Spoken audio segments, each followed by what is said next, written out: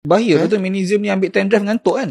Tak ada. Oh tak? Dia bukan mengantukkan kita. Itu side effect pada sesetengah orang sahaja. Dia punya efek sebenarnya bukan mengantukkan kita. Sebenarnya dia memudahkan tidur. Dia menenangkan. Dia soothing effect pada otak kita. Jadi bila kita ambil magnesium ni, kalau kita nak tidur, kita tutup mata je, kita akan terlelap. Tapi kalau orang yang tak cukup magnesium, dia tutup mata, dia macam masuk panggung wayang tau.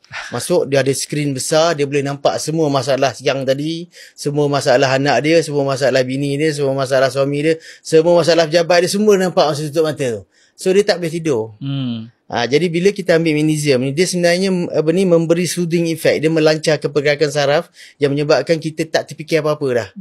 Bila kita tutup tu, dia sama macam melatonin, sama macam ashwagandha, itu semua digunakan untuk tidur. Dia tidur. Bukan macam ubat tidur tau.